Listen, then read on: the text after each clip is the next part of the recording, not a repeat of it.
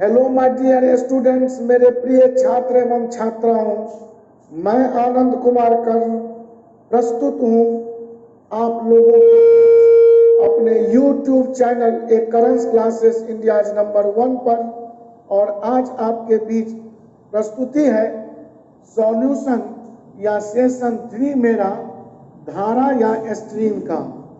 और इस संबंध में हम बहुत सारी चर्चाएं पार्ट 1 और पार्ट 2 वीडियो में किया था, जिसे देखकर आप बहुत कुछ सीख गए होंगे। और अब हम पार्ट 3 वीडियो में कुछ डिफरेंट टाइप क्वेश्चंस या कुछ डिफरेंट मोड या नेचर के क्वेश्चंस आपके बीच प्रस्तुत कर रहा हूं। मुझे विश्वास है दोस्तों कि आपको ये प्रश्न बहुत ही महत्वपूर्ण दिखेंगे, और मैं ऐसे ही प्रश्नों का जिक्र आपके साथ इस वीडियो में कर रहा हूं जो विगत परीक्षाओं में आज तक पूछे गए हैं अथवा आने वाले परीक्षाओं के लिए काफी ही संभावित या प्रोबेबल क्वेश्चन में से हैं। तो दोस्तों, बिना देर किए हुए मैं अगले प्रश्न की ओर बढ़ूं उससे पहले आपको समझा दूं कि मेरे कोचिंग के डायरेक्टर महोदय मिस्टर राजू जी का जो फोन नंबर है वह मैं बोर्ड पर डाल देता हूँ, 99 34 84 97 98। और इस पर आप किसी भी प्रकार का कोचिंग संबंधी सभी जानकारी प्राप्त कर सकते हैं। तो दोस्तों, अगर आप लोगों ने मेरा चैनल सब्सक्राइब न किया हो तो आपसे रिक्वेस्ट है, गुजारिश है कि आप मेरा चैनल जरूर सब्सक्राइब कर लें, ताकि जो भी वीडियो मैं आगे जारी करूं उसका नोटिफिकेशन आप तक सर्वप्रथम पहुंच जाए। तो बिना देर किए हुए मैं पहले प्रश्न की तरफ चल रहा हूं जो विकास जी बोर्ड पर लिखा रहे हैं, उसे गौर से देखेंगे।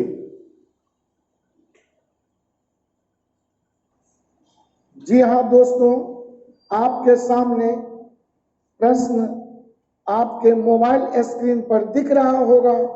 बहुत ही सुंदर सा प्रश्नों पर आज विचार कर रहा हूं।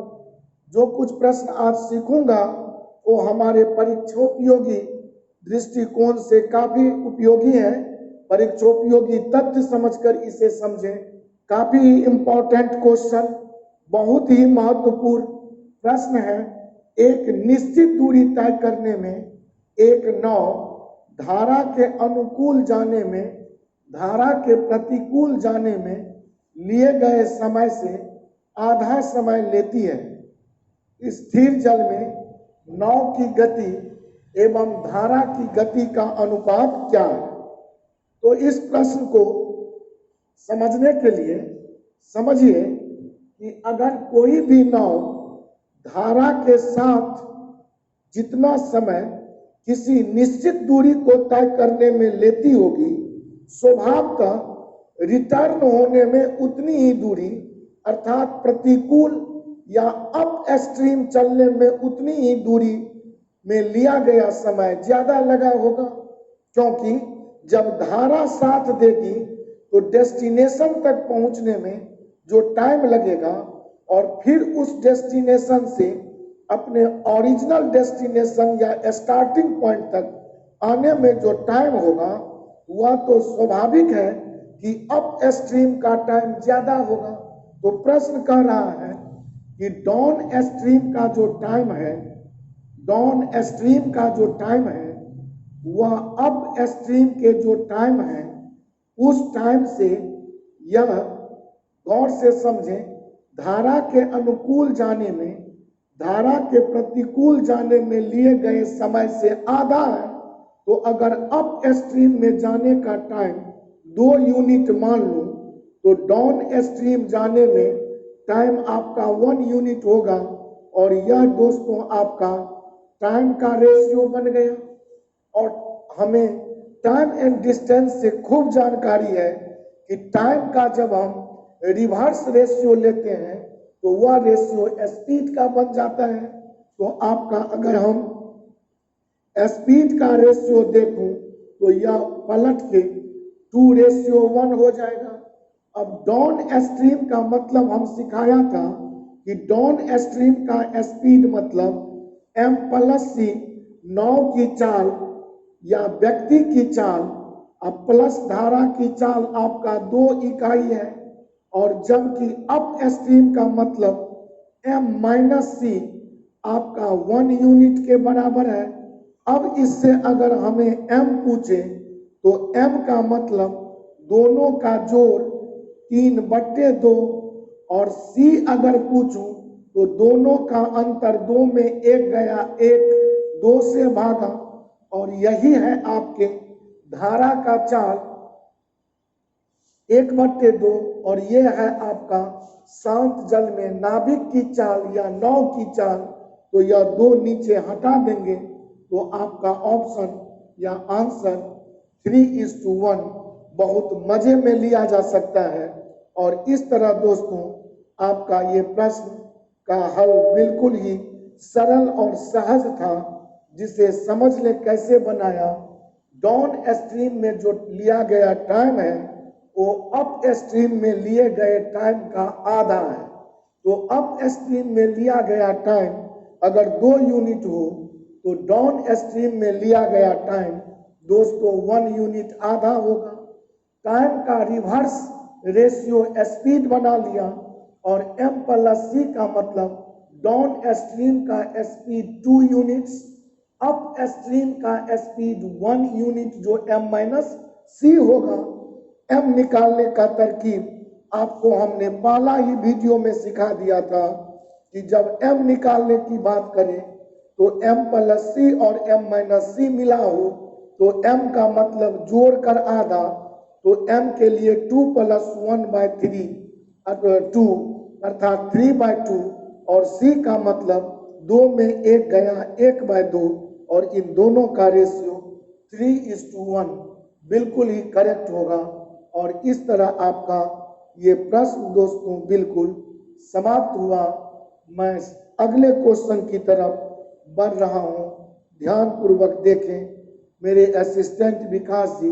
अगला प्रश्न आपके मोबाइल स्क्रीन या बोर्ड पर दे रहे हैं, और अगला प्रश्न ये रहा। अगला प्रश्न दोस्तों बहुत ही बेहतरीन प्रश्न है कि एक व्यक्ति शांत जल में 9.1/3 किलोमीटर पर घंटा की गति से नाव चला सकता है। उसे धारा के दिशा में किसी दूरी को तय करने में जो समय लगता है उसका 3 गुना समय उसी दूरी को तय करने में धारा के विरुद्ध लगता है। धारा की गति क्या है? ध्यान रहे दोस्तों, ऐसा प्रश्न जब भी आपसे पूछेगा तो शांत जल में चाल देगा तो आपसे धारा की गति पूछेगा।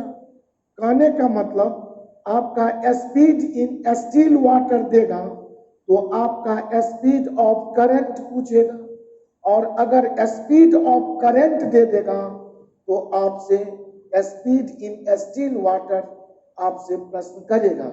ऐसा प्रश्न जैसे आपसे अभी देखा जाए कि एक व्यक्ति शांत जल में 9.1/3 किलोमीटर पर घंटा अर्थात आपका m दिया हुआ है, 9.1/3 का मतलब 28/3 किलोमीटर पर घंटा, और फिर कहता है कि धारा के दिशा में किसी दूरी को तय करने में जो समय लगता है उसका 3 गुना समय उसी दूरी को तय करने में उसे धारा के विरुद्ध या अगेंस्ट में लगता है।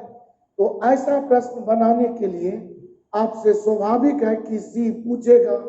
इसके लिए लंबी चौड़ी अलजेब्रिक प्रोसेस से लोग इस मैथ को बनाते हैं, लेकिन मैं आपको यहाँ पर बिल्कुल ही शॉर्टकट चुटकी में मसल देने वाला टेक्निक सिखाऊं, जो मैजिकल टेक्निक आप कह सकते हैं कि सी जब ही पूछे तो m लिख लेंगे और यहाँ पर आपका 3 गुना समय, तो वह गुना का मतलब n -1/n+1 कर देंगे तो आपका हल क्विक एंड फास्ट तुरंत निकल के आ जाएगा। जैसे अगर आप यहाँ m का वैल्यू देखें तो 28/3 रख लेंगे और यहाँ n का मतलब गुना, तो 3 गुना समय जो विरोध में लगता है तो n का मतलब यहाँ 3 - 1 अब बट्टे n + 1 का मतलब 3 गुना ही तो n का मतलब है, तो यहाँ लिखेंगे 3 + 1 और इस तरह दोस्तों यह हल 28/3 इंटू 3 - 1 2, 3 + 1 आपका आ गया 4, 4 से काट लूँ तो 4 × 7 = 28, 7 दूनी 14 और 14/3 का मतलब 4.2/3 किलोमीटर पर घंटा। दोस्तों आपका आंसर आ गया और इस तरह मुझे विश्वास है कि यह टेक्निक आपको काफ़ी ही बेहतरीन लगा होगा और इस आधार से कभी भी आपको स्पीड ऑफ वाटर या स्पीड ऑफ करंट पूछे तो आप शांत जल में जो नाव की या व्यक्ति की या स्टीमर की या नाविक की चाल है वो रख कर और तुरंत गुना कर दें। जितनी गुना विरोध में टाइम लग रहा है वह n का मतलब है और उसमें -1/+1। अब इसी प्रश्न में कभी कभी आपको m का वैल्यू दे देगा, तो यदि m का वैल्यू देगा तो आपको c पूछेगा, तो ऐसे प्रश्न में m निकालने के लिए यहाँ c रखेंगे और उसके बाद ये गुना जो करेंगे ये प्लस वाला टर्म ऊपर कर देंगे, माइनस वाला टर्म नीचे कर देंगे, तो उससे आपका m का भी वैल्यू आ जाएगा। अर्थात इस टाइप के प्रश्न में या तो करंट का मतलब आपका स्पीड ऑफ वाटर पूछे या धारा की गति पूछे अथवा स्टील वाटर में मैन या मोटर बोट का स्पीड पूछे, तो आप इस सुंदर सा मैजिकल फॉर्मूले का प्रयोग करके विदिन सेकंड आप ऐसे प्रश्न का आंसर बना सकते हैं और इसमें कहीं भी अलजेब्रिक प्रोसेस लाने का झंझट हमारे समझ में नहीं होना चाहिए। दोस्तों मैं दिखाता हूं अगला प्रश्न जिसमें c का वैल्यू देगा तो हमसे m निकालने को कहेगा और ये प्रश्न मेरे विकास जी असिस्टेंट के द्वारा दिया जा रहा है। और अगला प्रश्न आपके बोर्ड स्क्रीन पर दोस्तों, जी हाँ दोस्तों, अभी अभी मैं समझाया था ऐसे प्रश्न में c देता है तो m की वैल्यू पूछता है और m देता है तो आपसे c का वैल्यू पूछता है। तो देखा जाए आपका अगला प्रश्न है कि नाविक के द्वारा किसी निश्चित दूरी को तय करने में प्रतिकूल प्रवाह में लिया गया समय अनुकूल प्रवाह में लिए गए समय का दुगुना है। इसका मतलब n बराबर आपका 2 आ गया। और यदि धारा की चाल 5 किलोमीटर प्रति घंटा है तो c आपका दोस्तों 5 किलोमीटर पर घंटा आ गया। तो पूछता है नाविक की चाल ज्ञात करें, तो ज्यों ही आपसे m पूछा तो अभी अभी समझाया था c गुने और यहाँ पर ऊपर में n+1/n-1 और इस तरह c का मान यहाँ 5 रखूंगा। n का मतलब 2 गुना, यही है समय का 2 गुना, तो आपका यहाँ 2 + 1/2 - 1 और यह 2 - 1 1 हो गया, 2 + 1 3 जो 5 से गुना होकर 15 किलोमीटर पर घंटा आपका m का वैल्यू आ जाएगा। अर्थात आपको कुछ भी नहीं करने हैं। याद रहे कि जब ये गुणित टाइम पर आने वाला प्रश्न हो तो इस यूनिक फॉर्मूले का प्रयोग करके आप प्रश्नों को क्विक एंड फास्ट बहुत ही जल्द हल कर सकते हैं। m निकालना हो तो c × n+1/n-1 और जब c निकालना हो तो आपके प्रश्न में m दिया होगा तो यहाँ m रख देंगे और यह n-1 ऊपर में और n+1 नीचे में रख देंगे, तो मेरा तुरंत c का वैल्यू आ जाएगा। और इस तरह दोस्तों इस यूनिक स्टाइल से, इस मैजिकल स्टाइल से आप प्रश्नों को हमारे समझ में 5 सेकंड काफी है और आप मजे से हल कर सकते हैं। ध्यान रखना है m निकालने के लिए ऊपर में प्लस रखना है और c निकालने के लिए ऊपर में माइनस रखना है। बस यही इस प्रश्न का मात्र खेल था और आज हम इस वीडियो में इससे ज्यादा आपको अगर कुछ दूं तो वह हास्यास्पद होगा, क्योंकि पिछला जो हमारा 2 वीडियो स्ट्रीम पर है that is enough for your competitive exam and this is sufficient, और यह तो पर्याप्त है। और इस तरह आप तीनों वीडियो का अध्ययन अवलोकन करें और भी जो कुछ प्रश्नों का जरूरत मुझे लगेगा मैं आगामी वीडियो में आपके साथ शेयर करूंगा। आज की मुलाकात के लिए बहुत बहुत धन्यवाद। Thank you so much. अगर मेरा आप चैनल सब्सक्राइब न किए हो तो आपसे रिक्वेस्ट है कि आप मेरे चैनल को सब्सक्राइब कर लें, बेल आइकन दबा लें और किसी भी प्रकार की जानकारी मिस्टर राजू जी जो कोचिंग के डायरेक्टर हैं उनसे 99 34 84 97 98 993484 9798 पर प्राप्त कर सकते हैं। आज मुझे आपसे आज्ञा चाहिए। अलविदा। Thank you so much. टाटा बाय बाय। Thank you.